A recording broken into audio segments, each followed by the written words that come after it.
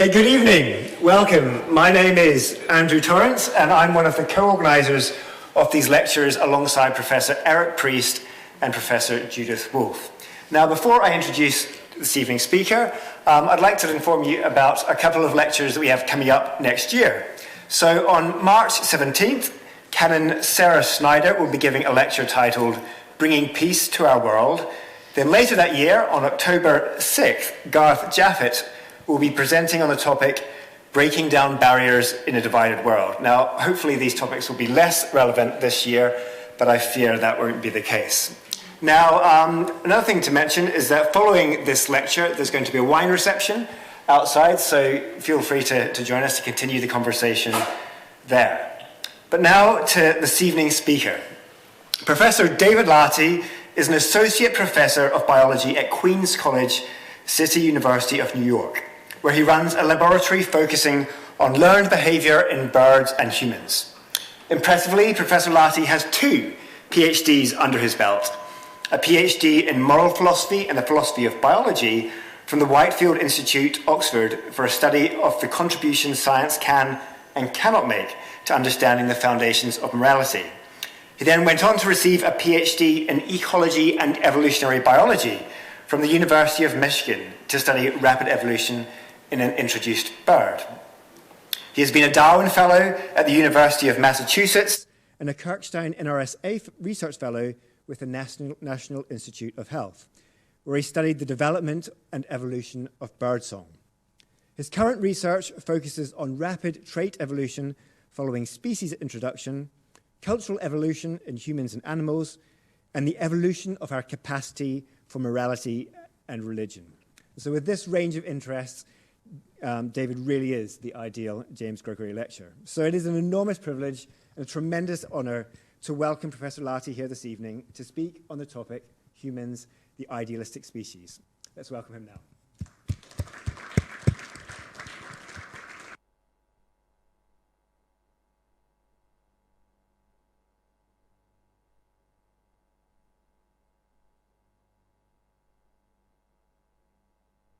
Elsewhere. I'd like to talk today about what George MacDonald, who was born and raised just 2 hours north of here in Huntley, called the loftiest part of our nature. I'll get into the context of his statement later, but he was referring to ideas that are so beautiful that they ought to be true even if they're not. And the fact that humans can and do regularly think in these terms is very strange and I think also wonderful. So in exploring this, I'm going to go back and forth between an evolutionary perspective and a philosophical perspective. And then towards the end, I'll look at the situation that we find ourselves in today in this respect.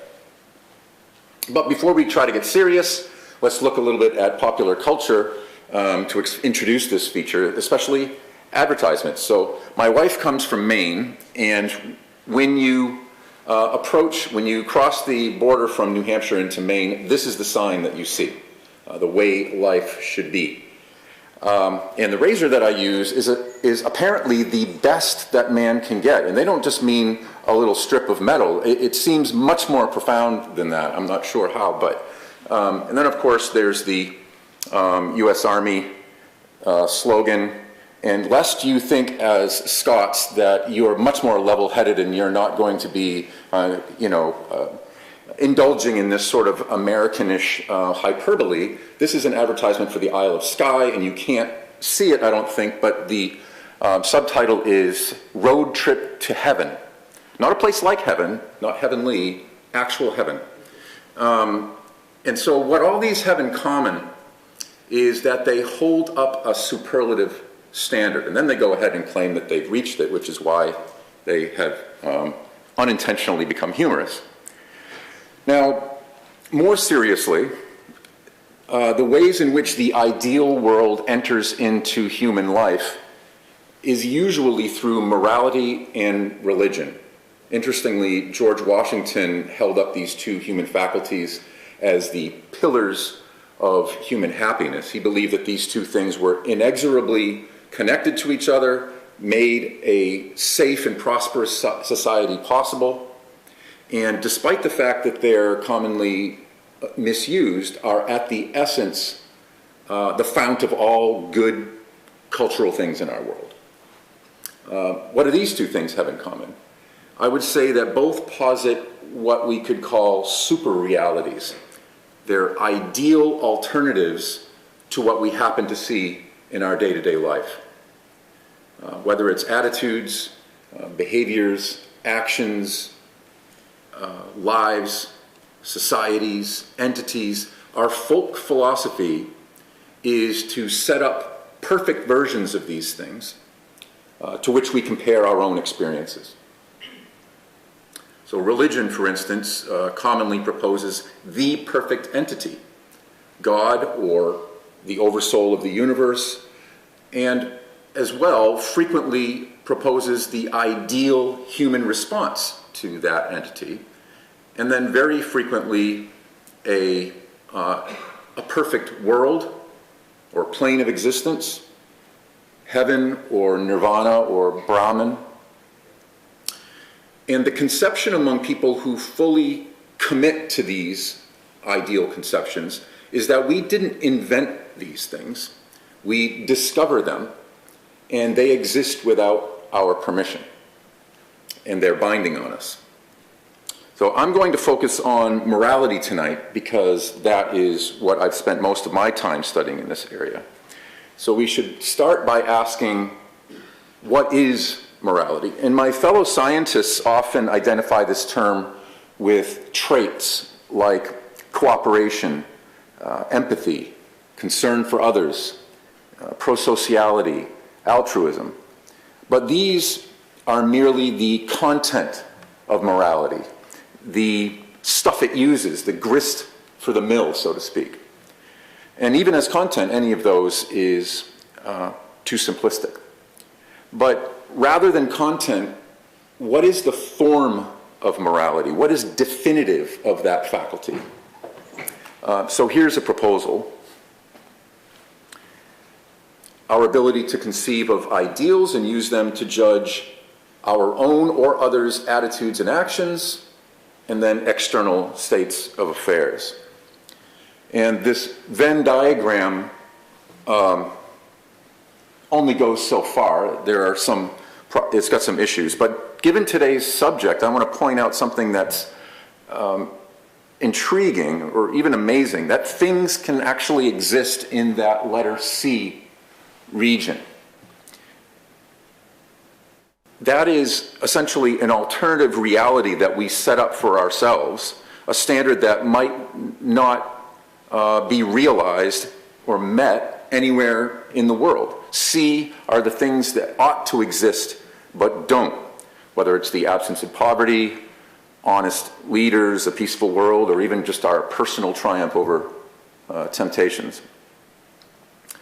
So it's that ability to fantasize about something we consider to be objectively better than what we see before us that I believe is that strangest and most wonderful thing about humans.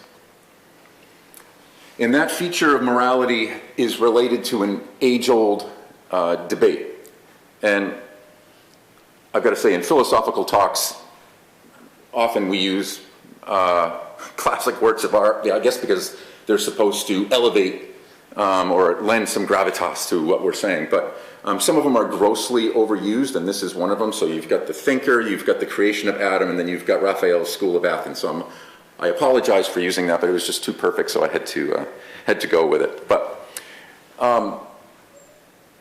let's zoom into the two central figures, Plato and Aristotle. So they are arguing about what goodness is, that goal that morality is supposed to steer us towards.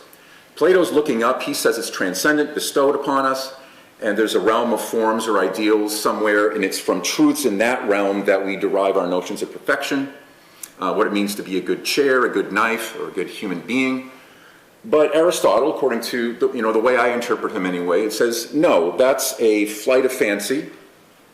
We find out about these things by studying actual instances of them here on Earth, and then we can generalize from that. An engineer can tell you what a good chair or a good knife is for, or what a chair and a knife is for, and then can then figure out what makes a good one.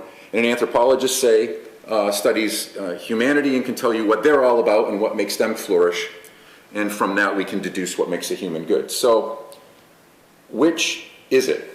Does morality deal with something transcendent, or can we figure it out by studying the nature of ordinary people?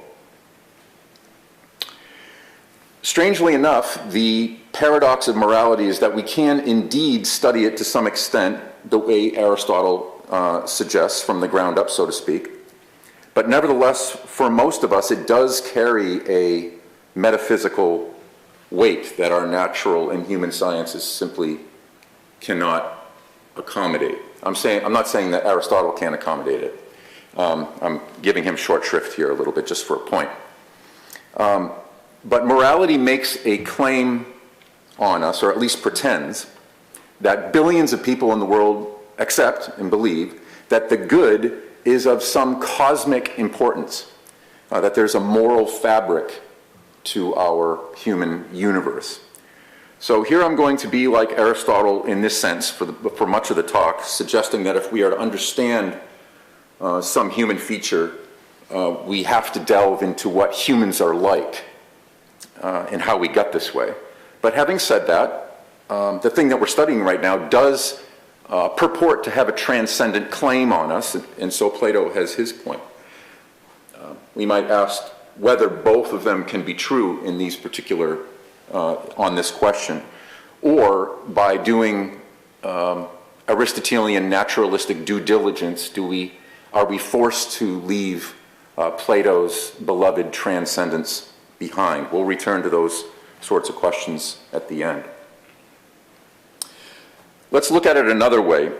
The central question that our experience of the ideal sort of foists upon us isn't precisely about transcendence versus immanence. It's more about whether we humans are more like rocks or tools. I see this as representing the central struggle of human existence, in the sense, meaning a struggle that we engage in to make sense of our place in the whole scheme of things. So here we have two pieces of obsidian. They're made of the same stuff, but which of them is more like us? So on the left is a rock, and there's no such thing as a good or bad rock, because a rock isn't for anything. It just formed. But a tool, such as this projectile point, can be good or bad, because the very reason for its existence as a tool is to pierce things. So if it does that well, it's a good arrowhead or spearhead. Now, evolution as a science doesn't tell us to be any particular place on this continuum of meaning and purpose to our lives. We all have to make this choice for ourselves. So somewhere on the extreme left would be nihilism, for instance, and on the extreme right, that would be the place inhabited by most theists, for instance, or people who believe that God created them for a purpose. And everyone else is somewhere in here too. For instance, a humanist might be somewhere in the middle, where we don't have an ultimate purpose to our very existence per se, but the societies that we are part of generate purposes for us, or a meaning to our life that creates responsibilities for us to be a certain way. Another option that's a little bit more to the left would be existentialism. And an existentialist might say that the fact that we're more like a rock than a tool gives us radical freedom to be whatever we want to be, and we can choose to adopt for ourselves individually a purpose like a tool, but nobody else can do that for us. We invent it. We invent our purpose. So I'm bringing this sort of philosophical stuff up just to say that the capacity to make this choice evolved. And we have it now, somehow. And it's forced upon us, in a sense, because we can't escape making the choice. All right, let's put this struggle on the back burner for now. Regardless of the answer to this, we can all agree that whatever the metaphysical status or weight of it, we do tend to have this sense of the ideal, the way things ought to be, the way we and others ought to be. So let's move from the philosophy of this concept down to the science of it. Wherever you are on the continuum of the notion of ultimate purpose, we still share this tendency to set up a better alternative reality in our heads, and it's worth asking where that came from. The philosopher Mary Midgley has thought about this question of where it came from quite a bit. She suggests that all moral doctrine, all practical suggestions about how we ought to live depend on some belief about what human nature is like. So even if you're a hardliner for Plato's side of the argument, that morality is transcendent, it still has to be immanent in human nature and even culture to some extent. You can't frown on stealing if there's no such thing as property. An asexual organism cannot possibly have sexual immorality. The philosopher of biology, Michael Roos, in a paper called Is Rape Wrong on Andromeda, made the point that if we lived like termites, we would be morally obligated to feed feces to our offspring. And it's actually stranger than that, because they do this mouth to mouth, and it is necessary for passing on the microorganisms that the next generation will use to dissolve or digest the wood that the termites are eating. And the mothers actually lace this fecal meal with chemicals that will determine the roles that her different children will play in life. So termite morality, the termite ideal, would be very different from ours. So we have to at least temper this transcendent fabric of the universe idea and recognize that we need to make it human specific. So what features of our nature as humans are involved in the development of this conception of the ideal? We have to start by addressing what we mean by human nature in general, of course. So let's ask the question how the human mind is shaped in the first place. Now, the modern evolutionary biologist or human behavioral ecologist sees things in this way. We are influenced by our evolutionary history, we're shaped by our evolutionary history, but we're also guided by the ideas that we gain during our lifetime, including the influences of our culture. And so we should consider both of these and also their interactions. Our evolutionary history influences how we see our current situations and biases how we learn. And then the ideas that we gain or acquire during our lifetime affect how, in how much, in what way we are driven by our inheritance. So the way a biologist would state this whole thing is that the mind is a product of evolutionary heritage and plasticity in developmental interaction or cooperation with each other. Now, although I study this model directly in other organisms, when it comes to human traits, I'm perfectly happy to leave the mechanisms as a black box. My main aim is to describe or explain morality in functional terms, regardless of how it achieved that function via genetic evolution, social learning, cultural change in their interactions. So recognizing that, implicitly recognizing that this integrative and holistic model is operating, what are the features of humans that generate the ideal in our own development?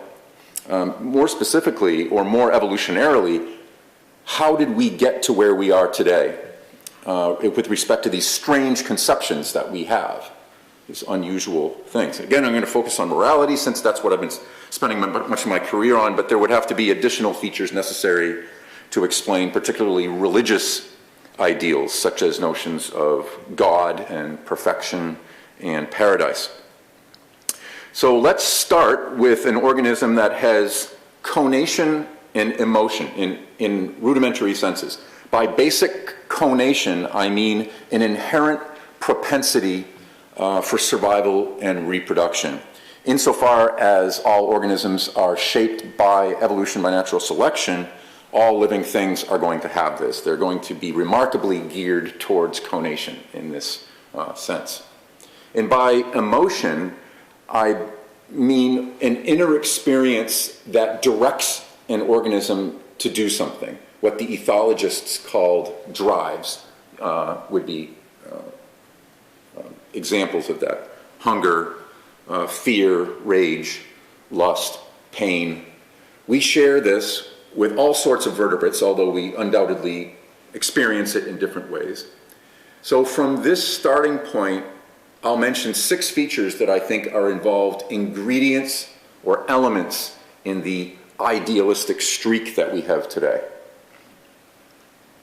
So first of all, nearly all animals learn by association. Think of Pavlov's ringing the bell and the dogs getting food. Even if it's just learning places to go and not to go, or in order to be safe, or things that are items that can be eaten or not eaten. The value of learning is to predict the future so that an animal can act appropriately even before or without seeing all the relevant details. And in organisms with enough cognitive complexity and memory, like mammals and birds, these associations can generate expectations of an outcome in a particular situation. And when these expectations are not met after they've been learned, the result is frustration. The theory on frustration was developed, including for animals, was developed by Abram Amsel between the 50s and the 90s. But I think the first time that an animal was shown to compare a reward to a memory of something better was far earlier, in 1928, where Tingelhoff gave a banana as a reward to macaques for performing certain actions, and then at some point replaced it with a less preferred reward, lettuce, for the same task, and the macaques got angry. My dogs do this too.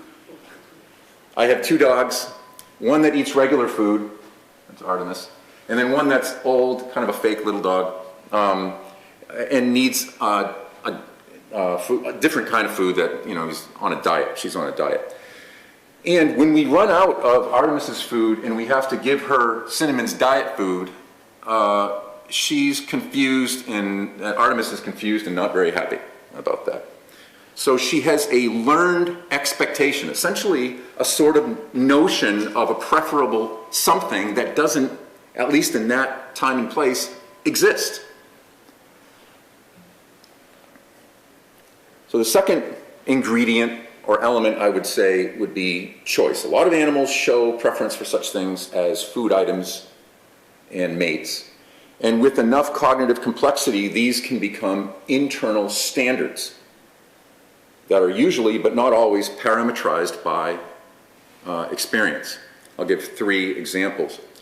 One is the search image that some animals use when looking for prey or being wary of predators. So for instance, a Japanese study showed that when Japanese tits, Paris minor, give a particular call that indicates the presence of a snake, coal tits, a different species, search for and investigate particularly snake-shaped objects like wooden sticks. And they don't do that when other sorts of call types are delivered. So that's the search image. Another example is female choice of males in sexual selection. So a female looking at multiple males and deciding on who to mate with can do so simultaneously, comparing what she sees in front of her, or she might use a best of n strategy where she chooses only after seeing a certain number of candidates, counting them up, or she might have a threshold above which she accepts the male. And that last one is the most interesting for our purposes. Lial and Dugatkin reports finding a threshold of orangeness in male guppies, above which females will find them acceptable. This indicates that the female has some sort of internal standard. Thirdly, as an example of choice, I find most intriguing the examples where experience isn't necessary to generate the preferences or standards. And the famous studies by Nico Tinbergen of the supernormal stimulus, and shorebirds are like this. So oyster catchers routinely have to pull eggs back into their nest scrapes after they roll out. And Tinbergen created artificial but really convincing eggs and placed them near the nests, and the birds pulled them in and sat on them. Now, larger eggs store more resources for the growing chick, and survival of those chicks can be higher. So Tinbergen created larger artificial eggs than any oyster catcher ever laid, and the oyster catchers adopted those eggs with unprecedented excitement, even ignoring her own eggs. So what all these sorts of studies show is that whether in terms of search image or mate choice or supernormal stimulus, animals with sufficient cognition can form internal standards by which to evaluate actual stimuli. And sometimes these are inherited directly, and sometimes they're gauged by experience. A third example, in our own lineage, I would say that the oldest feature that contributes significantly to our personal experience of morality, our present experience of morality, is motherhood. The reason that we're called mammals. So lactation yielding close mother-offspring bonds is at least 135 million years old. This is a lagomorph, so related to the rabbits and pikas, and it's about as close as we can get to what an early mammal would look like. So this is the first time, to my knowledge, in our own evolutionary lineage, all the way back to bacteria, that we have close and enduring emotional bonds between any two individuals. It independently evolved in birds and to some lesser extent in alligators. But in our lineage, in an important sense, it's the evolutionary root of love.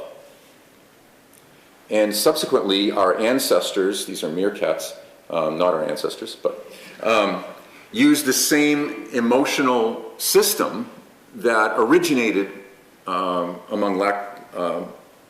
lactating females to form bonds between parents and between young siblings, to the point in modern humans, of course, that any sufficiently developed member of our species today is capable of forming a loving bond with any other individual, which is remarkable.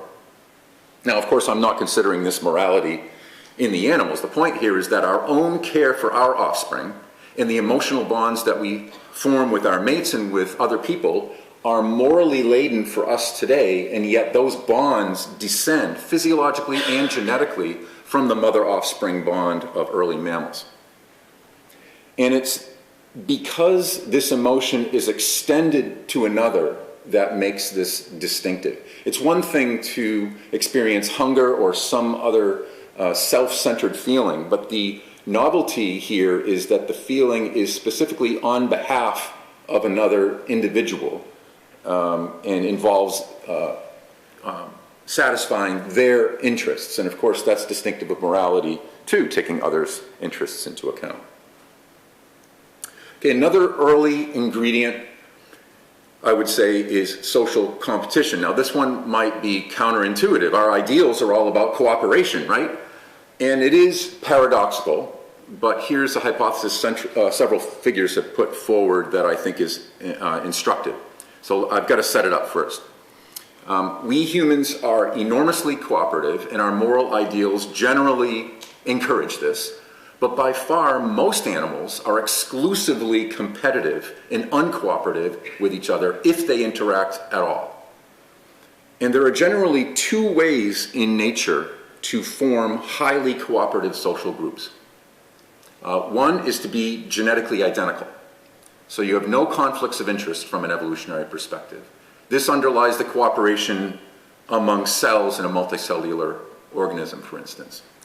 And the other way is to be a nuclear family. So an ant colony is a mother and all of her kids, for instance. Now, humans didn't do it in either of these ways. Our social groups are not made up of genetically identical individuals, and they are more complex than nuclear families, even though they include nuclear families. So instead, on one influential theory, our ultra-social cooperation was rendered adaptive, somewhat paradoxically, by competition. So here's the idea. as we humans became ecologically dominant over the last, say, 2 million years, we eventually became our own most hostile force of nature.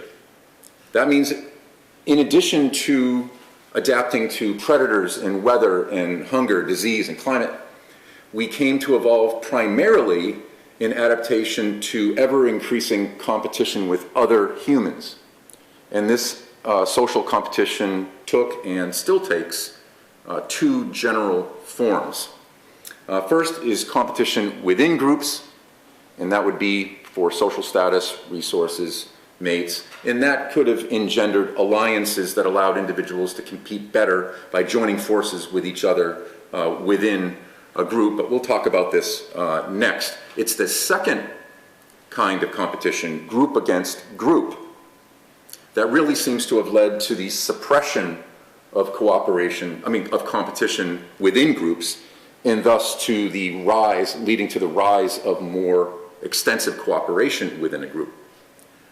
And the more cooperative groups would have been more cohesive and won out in the group versus group scenario. And so today, with our tight political organizations, law enforcement, other forms of social control, we are the legacy of that scenario playing out over thousands of years. Okay, fifth out of, I think I said six, I said I'd get back to what happens within a group. What do I mean by cooperation, promoting cohesion within a group? Well, there's preferential care of kin, as we already mentioned in terms of parental care, and then also in the fact that the more relatedness you have within a group, the less conflict is predicted. But that effect, known as kin selection, rapidly decays with a decline in relatedness. There's no way we could maintain this sort of close-knit social groups that we have today solely on the basis of kinship.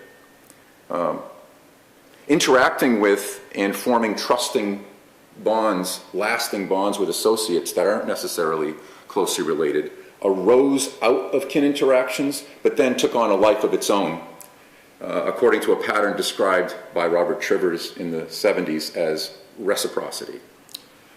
Now, reciprocity in non-human animals, like these baboons here, is mostly limited to low-risk situations that can be summed up as you scratch my back and I'll scratch yours.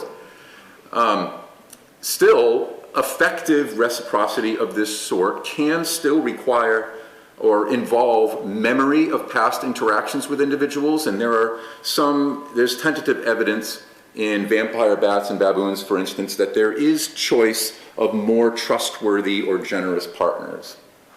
But in humans, there was a further development, not only because of our ever-increasing intelligence, but also ratcheting up with our ever larger group sizes. We engaged in reciprocity where the return benefit could be greatly delayed and where there is a significant risk of defection of our partners. So in a group against group competition scenario, larger groups would be competitively superior provided they were cooperative. So one way to ensure cooperation in a large group when you can't know everything about everybody from firsthand experience is to engage in what Richard Alexander called indirect reciprocity.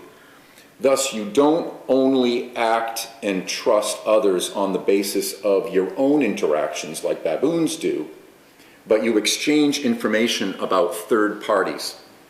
In that way, the benefits of being social and the costs of being antisocial can be distributed not only by someone that you interact directly with, but by others as well, and even by society as a whole, once we're linguistically advanced enough to share information with each other. Now, the most important enforcement system for reciprocity is reputation. What people think of you. What people think of us can drastically affect our lives, and so it's tended to drastically affect our behavior. Matter of fact, the classic novelist Henry Fielding said that for all of our talk about goodness, it's really reputation that runs morality on a day-to-day basis. And popular culture echoes this.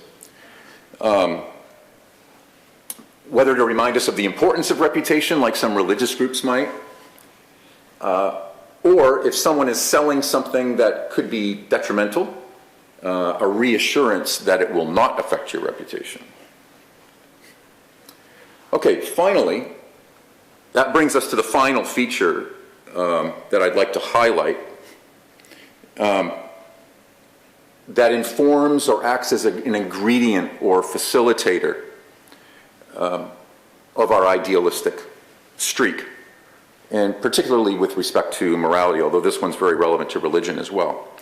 As indirect reciprocity is operating, and we and others are using, by one estimate, 85% of our talk to report on other people, evaluating them, our reputations are being formed and they're influencing our social success.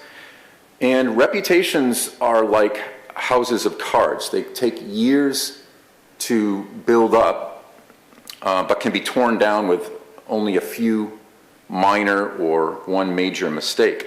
And so our interactions with each other become so important that our assessment of what another person thinks of us becomes a vital tool in our social kit. Now, there is evidence that a few other mammals can act in ways that seem to indicate that they know what information is possessed by another individual, but if so, it's relatively minimal. But in humans, we have orders upon orders of mind reading going on. So I can think about what you think I might be thinking about you, and so on, you know.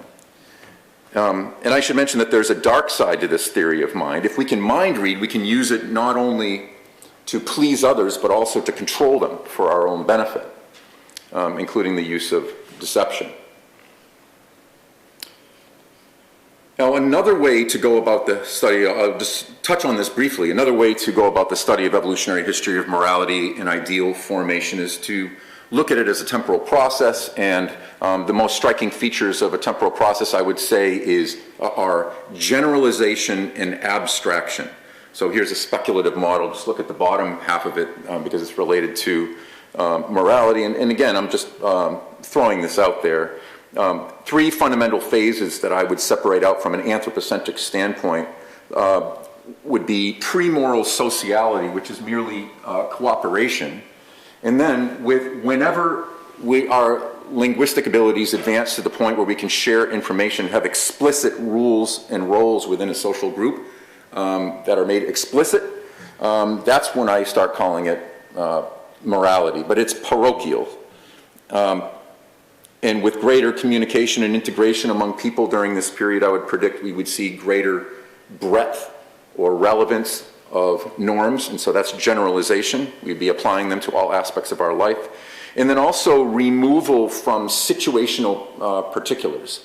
That's what language can do, and so that's what I mean by abstraction. Because we have a very generalist and abstract concept of morality today. Now, somewhere around the advent of agriculture, we began to have the growth of denser population centers, and greater interaction among people from groups that are not only not related, but not even in an affiliated or specifically allied group sometimes. And so morality would have had to universalize in order to remain a common currency among people that interacted with each other. It made social sense to do that. And this is a process, of course, and not a single event, and it's still happening today with increased communication and interaction between people throughout the world. Now, universalizing means that we don't just recognize our moral views as our own, but everyone's, at least in principle. If we disagree with someone, we tend to feel that we should be able to discuss things and change either our or someone else's opinion on the matters. Moral and religious, and for many political ideals, are not only binding on us, but they purport to be objective, so irrespective of our own beliefs and desires. And they also purport to be universal, meaning the same in principle for anyone who's in the same environment and facing the same situation. Now, there's an interesting connection between the sequences that I just presented there and the theory of a moral psychologist, Lawrence Colberg. If you've heard about it, I'm not fully endorsing this, There are some problems with it, but I do think it's very interesting that his developmental sequence matches what I suggest to be an evolutionary sequence in terms of how our moral ideals have formed across generations. So with respect to morality, Colberg noticed that young children act on the basis of basic self-interest. First, avoiding punishment, and then what they perceive will benefit them more broadly. And that's called both of those are at the pre-conventional level. Then they mature into what he called the level of conventions, being perceived as good at first, and then obeying cultural norms. So even the conventions can be sort of self-serving and then group directed. And then occasionally, but interestingly, Colberg himself never actually found this to be a typical trend in any society, individuals would mature from following conventions to following principles. First, culturally generated principles, and then the fewest, universal principles.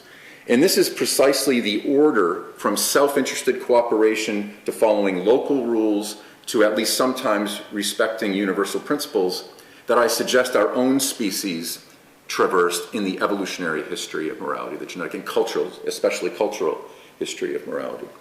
So what I mean here is that ontogeny could reflect phylogeny, that the development of traits over the individual's lifetime could reflect the evolutionary history of the same traits. Carl Ernst von Baer first noted this pattern when he founded embryology in the early 1800s. Note that this is not the same as ontogeny recapitulating or going through all the stages. It just reflects it in a more distant way. And because of that sort of thing, we have researchers today, for instance, experimentally comparing human toddlers to adult chimps, for instance. That's the logic behind doing that sort of thing. All right, another perhaps overused, I don't know if this one's quite as overused, is Jacques Louis David, Death of Socrates. There's a big gap between the typical study of the evolution of morality, of which I just presented one example, and what a true science of ideals would be like, or viewing morality as primarily about the formation and use of ideals. A moralist would look at everything that I've just shown you and say, where's the good stuff? Where's moral heroism? Where's moral reform? Where are these rarities, the more interesting stuff? We don't see it in our scientific study of morality.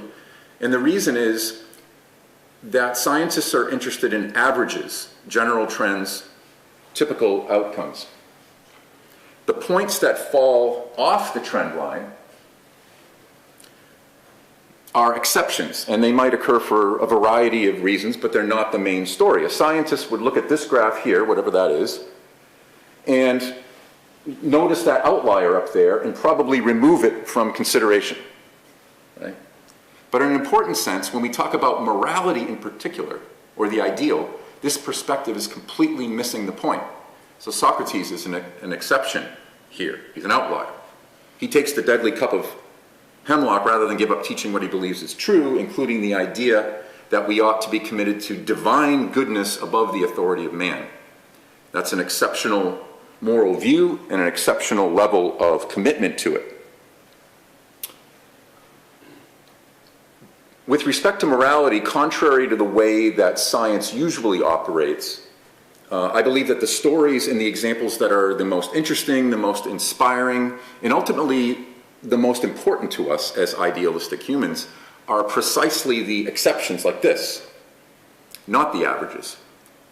And the reason for this is that the very essence of the idea of goodness is to rise above the type or trend, rise above any influence or history. It's inherent in the nature of it.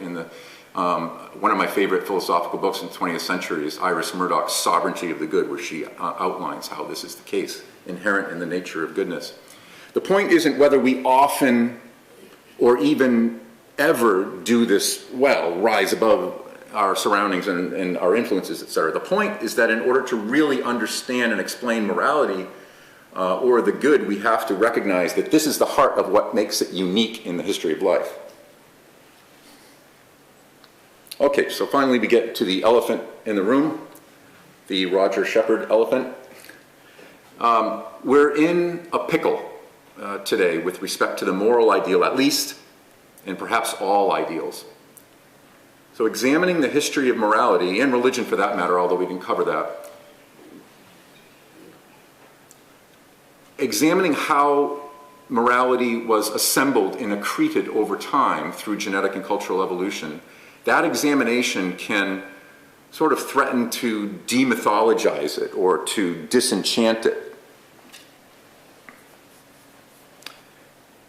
to essentially dissolve our reverence for it, for the ideal.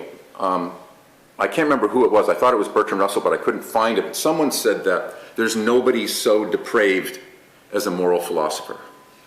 Just sounds like Bertrand Russell, but the idea is that the more you dissect and pick apart and analyze the concept of the good, the less of a hold it ends up having on you. You end up getting sort of jaded or inured to it. And we can add to that that the historical ingredients of morality, as I presented them, have to do with things like reproductive success, so sex, competition, including violence, so sex and violence. So it doesn't look like it's very auspicious for coming up with goodness, right? Groupishness, finagling of reputation, deception because of our ability to read minds. I once wrote a paper called 12 Things About the Evolution of Morality That Make People Nauseous, and that's basically what I was talking about. So sometimes great things come from surprisingly inauspicious beginnings, and the origin of morality is suffused with moral ambiguity, and that's a hard truth. Probably it's as hard as it was for Bishop Wilberforce 150 years ago to imagine us descended from apes. He decided to reject the science to preserve his conception of human dignity, but of course we do that at our peril. And then there's the unfortunate result of the history of philosophy, the way I see it anyway. I do not think that there is any naturalistic philosophy that can validate the extremely strong sense of the ideal that is in the typical consciousness, what I called our folk philosophy. By naturalistic, I mean a philosophy that only uses principles, properties, and terms that are accessible to science. Now, most moral philosophies produced in the academy in the last 300 years have been naturalistic in this sense. And I would argue that none of them can render our search for a meaning and purpose to our lives truly a voyage of discovery of ultimacy, rather than of construction by the individual or the culture. Now, I know that's a provocative statement, but that's where I believe our pickle lies. And now I'm going to mention two solutions that have been proposed by people who agree with that provocative statement. First, by the Australian philosopher J.L. Mackie. I'm going to read this, but in short, he suggests that we preserve our naturalistic commitments as modern intellectuals and thus recognize that our folk philosophy, our innate sense of the ideal, is wrong. We experience it, but its claims are in error. So he writes, "The claim that values are not objective, are not part of the fabric of the world, is meant to include not only moral goodness, which might be most naturally equated with moral value, but also other things that could be more loosely called moral values or disvalues. Rightness and wrongness, duty, obligation, and actions being rotten and contemptible, and so on.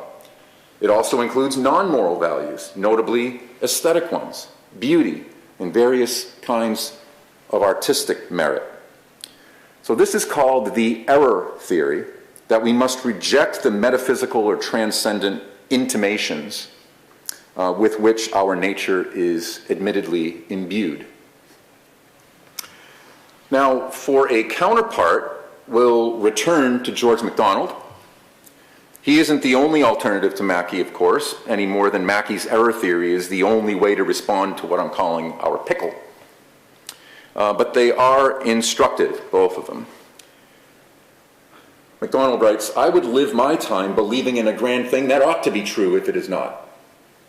And if these be not truths, then is the loftiest part of our nature a waste. Let me hold by the better than the actual and fall into nothingness off the same precipice with Jesus and Paul and 1,000 more who were lovely in their lives. And with their death, make even the nothingness into which they have passed like the garden of the Lord. So Mackey and MacDonald thus agree that we have conceptions of goodness and beauty and a tendency to propose a universal God or an oversoul to the universe as ideals we tend to see as woven into the fabric of the universe and perhaps extending beyond it. They agree that we are an idealistic species in this sense. They just disagree as to what to do about it. MacDonald just provided a pro-argument for embracing the full metaphysical weight that lay upon us in common experience, that ideals lay upon us in common experience. But I want to consider a contrary point that is inherent or implicit in the thought of Mackey and many others, with which I myself have wrestled too. This is namely that intellectual integrity demands that we not ascribe to unprecedented ideas with so little evidence as to be thoroughly uncertain by our lights, so by our most reliable methods of finding things out. Now, a lot of people have spoken on this subject, and I'm not going to rehash the standard arguments on both sides, but I do want to present two ideas that I'm not sure have been part of the conversation yet. They're both somewhat speculative. But you didn't expect to see a graph like this on a talk like this. But my first point concerns the role of uncertainty in answering questions, both within science and also as a feature of human curiosity in general. I find there to be a positive relationship between the importance of a question in terms of the breadth and depth of its implications, and then what I call its recalcitrance to explanation. By this I mean the difficulty of finding evidence that specifies an answer to that question or falsifies other answers. That's uncertainty.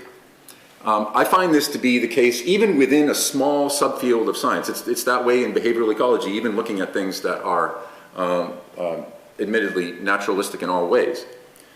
Now, I suggest this is a sigmoid or logistic curve where the questions on the left are perfectly well suited to the methods that we have at our disposal. Whereas as the questions get bigger, they, at some point, rather dramatically, our available methods become less capable of handling our questions. And then finally, there's a realm of the most fundamental questions to which our reliable methods seem utterly unsuited and impotent. This uncertainty is part and parcel of our inquiries, and the more so, the deeper and more intriguing the questions get. So just to take this one step further, the slope of this line, it strikes me, indicates in a general way the potential to change the face of our knowledge. And so if we take the derivative of this line, we end up with another curve, which I would suggest is the potency of our research to make significant, reliable changes to our knowledge. So the questions on the left have very little sway on our major theories and ideas, as important as that research is for filling in the gaps. And as important as our fundamental or deepest questions are, the insufficiency of our methods means that we're unlikely to be able to rule out incorrect answers in that area. So it's in this central area that science is most dramatic in its impact on our knowledge. But I would go further than this. I would go further than to say that uncertainty is necessary to the big questions, such as those underlying morality and religion. I would say that uncertainty itself can be a blessing. So if I'm right about this, we ought to think twice before denigrating or eliminating questions that are recalcitrant.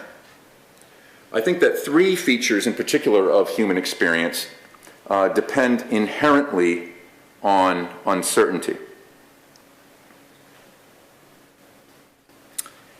So if we add certainty to any of these three things, we destroy them. First, I would say faith can be defined as trust despite uncertainty. We can't have faith in something if we already know its nature. If we could have no doubt as to the reliability of a certain thing, we would be incapable of faith in it, by definition.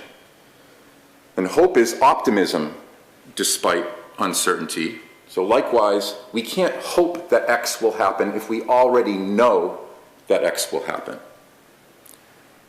And then love is devotion despite uncertainty. So I and another entity cannot share true love if the return love is robotically necessary and is a foregone conclusion.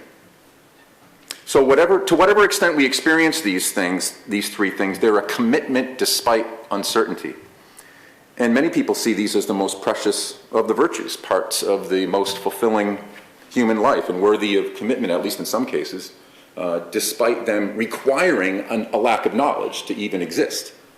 So if we want to cut out everything that can't be known with any degree of certainty, we're cutting out quite a lot. So a side note here, I've been talking all along as though we have a choice. We can limit our flights of fancy and exclude ideals that extend beyond the power of science and rationality to undergird them, as Mackey suggests that we do. Or we can embrace them anyway, as MacDonald would have us. But it's possible that we are so fundamentally geared towards the ideal, that we're so idealistic that we're such idealistic beings that we can't get rid of that yen, that lofty part of us. Or maybe some of us can and some of us can't. If we get rid of ultimate purpose, for instance, most of us might simply replace it with the next priority down on the list of the loves of their life, and then that becomes essentially ultimate purpose or religion. So if this is true, then we don't choose whether to idealize our experience, but only what to put in that sacred top spot.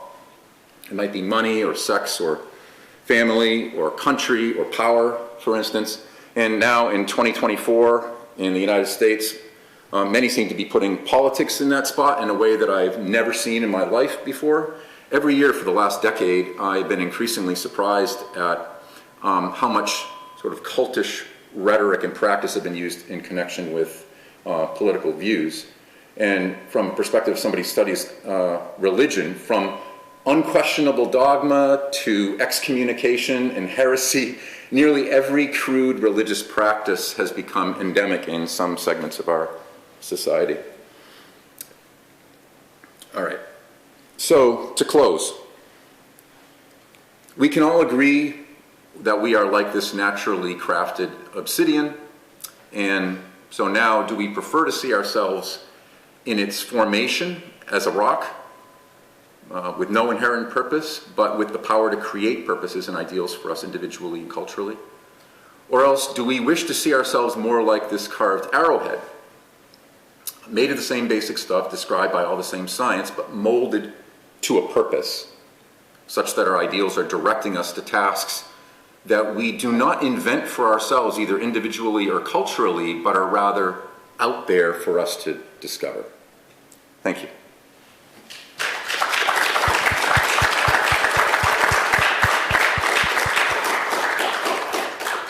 Well, thank you so much for a wonderful lecture. Professor Lahti has kindly agreed to answer some questions. So if you have a question, I'd ask that you raise your hand and wait for the roving microphones to be brought to you. I'd also ask that you try to keep your questions short and to the point.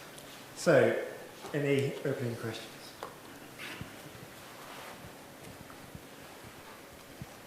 Thank you. This connects to some things you said. Are there such things as false moralities, false ideals? To name a few that you named: money, power, sex, tribal or racial superiority. Our ideals lead us astray. Good point. I take that as a point rather than a question, because I think that the obvious answer is yes. The question is, are there false ideals? So Again, there's form and there's content. So what I was interested to do today is to talk about this form that morality takes in terms of the draw that we have to this vague idea that there's this obligation that exists outside of our beliefs and desires. That's essentially this folk philosophy that many of us have, regardless of what we decide to do with that. Now, can the content of those ideals be false? Yes. As a matter of fact, you could ask whether some of the content could be true. If you do, then you're a moral realist, but if you don't, then you're not. But I would say even among moral realism, there are ideals that people can espouse that are demonstrably false, and others that we just hope are false. And I would also say that morality is, like mind reading, one of those faculties that is prone to being manipulated and prone to the effects of power differentials. So our morality might not be in our own interests if we are the subject or the object of manipulation. Like, consider the moral ideals that Hitler was espousing, for instance, and inculcating in people in the 30s. Thank you very much, David. So, can I ask a sort of theological question around what you said? So you had a very interesting definition of love as being devotion despite uncertainty. So can I ask about the persons of the Godhead? So if we were to suppose that God in three persons is omniscient, how can there be like love between the Father, the Son and the Holy Spirit if there exists no uncertainty? Right. So rather than answer that question directly, as I'm not even qualified to do so, what I can say is that my definitions, if you will, were designed to handle one aspect of the richness that is faith, hope, and love, and to highlight the feature that I found most intriguing about it, and the feature that would force you to lose it if you demanded certainty in everything. And so, presumably, if God is perfect, then God would not be subject to the uncertainty that is the hallmark of love for us, or a hallmark of love for us. I doubt that many of us go home to our significant others and concentrate first and foremost on the uncertainty. That makes for a very bad relationship. I mean, some of us probably have to do that, but but it's nevertheless a feature of love, and I would say in faith and hope as well, although not necessarily for a perfect being, for an imperfect being. Thank you very much for your talk. So you already introduced some abstractions and mathsy stuff, so I'll ask a question that also does that. So I think personally, at least, I'd be tempted to see this as a distribution. But, so I acknowledge your scale here. But I don't think I would put myself in a singular spot. I think I would think of it as me having a distribution over the scale.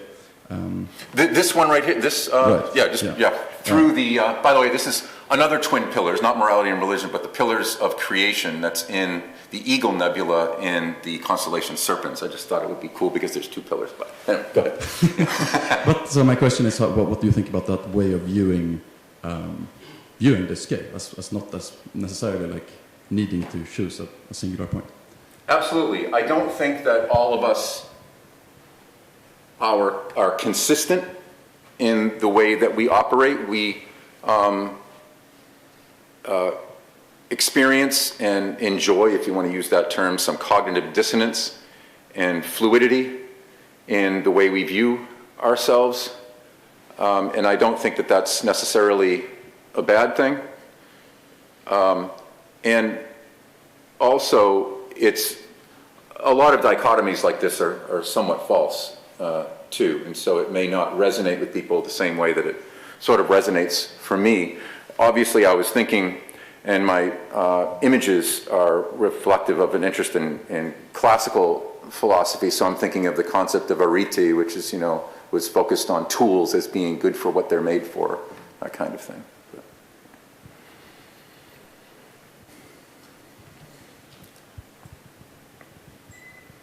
If morality is evolving or is it our understanding that is evolving by observation? And I really like the point that there's a normal distribution. Is there any hope that we could ever reach a common morality for the whole of humanity, and therefore peace?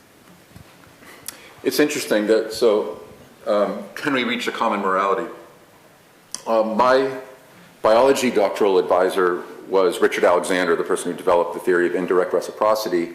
And at the very end of his life, I'm sort of his intellectual executor, so I have all of his papers and everything. I'm supposed to finish the things he didn't finish, etc. But he said that at the end of his life, the one thing that he wanted to do that he wasn't able to do is to address the question of how to get the concept of the other, the denigration of the other, out of our nature, or to pinpoint the problem and figure out how to get rid of it. That's quite an idealistic hope. And I can't say that I am tremendously confident that we would ever reach a common morality, and part of the reason for that is merely social environment difference. There are differences even within cities, urban and rural areas, and between men and women, and between young people and old people, say, where I come from in the United States, that look like they're from different planets sometimes, and so I'm wondering, part of the celebration of individualism that we're experiencing now in our very stable, relatively stable societies at this point, where at least where we come from in the UK and in the US, is that everyone is making things up as they go along, or choosing what to embrace and what not to embrace. And so the likelihood of arriving at the same answers to even normative questions, I suspect, should probably decrease in an age of individualism rather than increase. But I don't know. It's just, this is outside of my professional wheelhouse. I'm just talking as David Lahti right now. Thank you. I'm thinking of the Universal Declaration of Human Rights, the Charter of Human Rights. I'm thinking that is perhaps the best, that ideal that we've come to, and I'm wondering if, in some cases, politicians, nations are reverting to the toddler level. That's a good point. I do recognize that things like the Universal Declaration of Human Rights exist. I also recognize the sort of moral hegemony of the West, in the sense that we're, putting pressure directly or indirectly on countries that do not have the same policies as we have relatively recently developed, in terms of things like slavery and child labor and various things like that. So I think there's more of an appearance to those kinds of declarations than we might suggest. I mean, I don't know if we should be going around saying we've done it, the world all agrees on certain things. But the, what was the second point you made? That was... politicians, nations reverting to the... reverting to the earlier stages of the moral development, yeah. And actually, that was suggested by, I think it was Jeremy Bentham, either Jeremy Bentham or John Stuart Mill. He said that individuals can be mature, but nations will always be juveniles. Well, I think that's us out of time, so can we show our appreciation one more time to Professor Lahti?